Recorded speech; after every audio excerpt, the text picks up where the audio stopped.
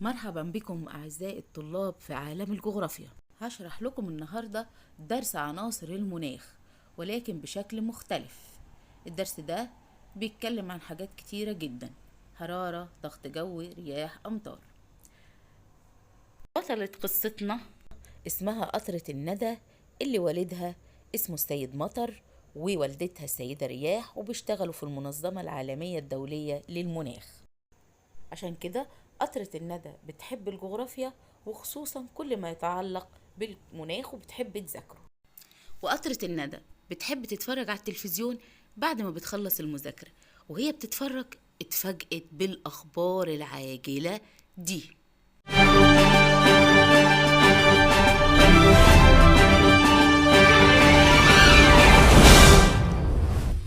مرحبا أعزائي المشاهدين، لقد جاءنا هذا البيان العاجل عن حدوث بعض الظاهرات الغريبة على سطح الأرض، حيث وجود ارتفاع شديد جدا في درجات الحرارة، مما أدى إلى جفاف بعض المناطق والبحار والأنهار، وجفاف بعض المحاصيل، وجفاف أيضا بعض المناطق المختلفة على سطح الأرض، وذلك أدى بالتالي إلى نفوق الحيوانات والطيور، وأيضا انتشار عدد كبير جدا من الحرائق في الغابات في العالم، وذلك بسبب ارتفاع شديد في درجات الحرارة.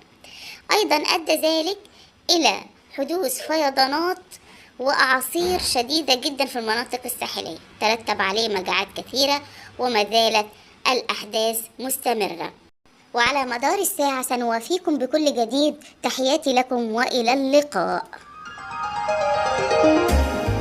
تاني يوم راحت قطرة الندى للمدرسة وبدأت تسأل عن أسباب حدوث هذه الظاهرات، لكن للأسف ما قدرتش توصل لأي تفسيرات مؤكدة، وفضلت تقول أنا لازم أعرف السبب ورا كل التغيرات المناخية دي.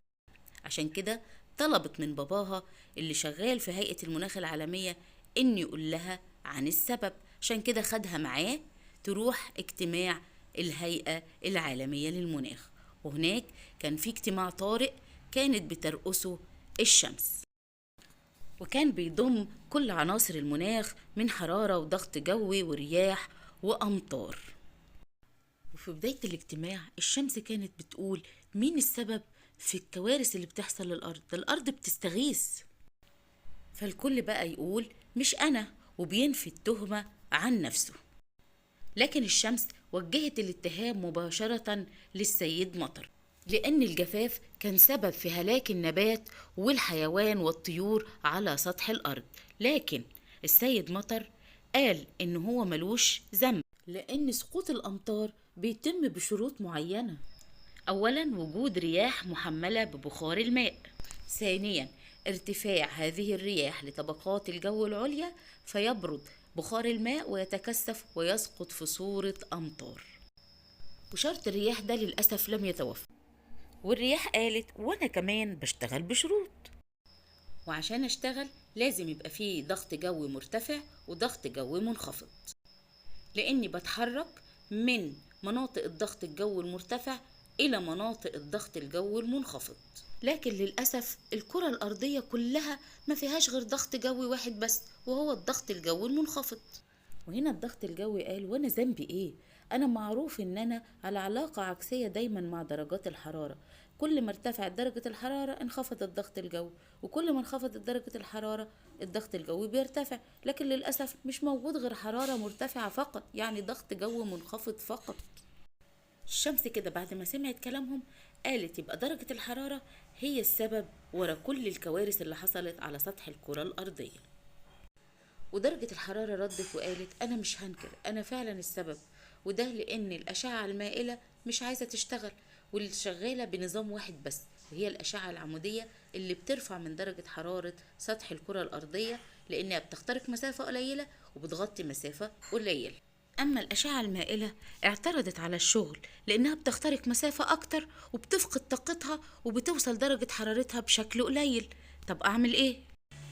وهنا الشمس غضبت جدا من الأشعة المائلة وقالت لها ازاي تعملي كده، انت تسببتي في كوارث كبيرة جدا جدا.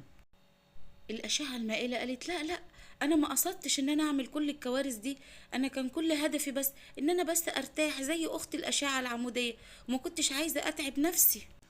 الشمس ردت وقالت إن كل واحد فينا له دور مهما كان كبير أو صغير، كلنا عاملين زي التروس جوه مكنة بنشتغل كلنا علشان نحقق الهدف الواحد، وهو الحفاظ على سطح الكرة الأرضية.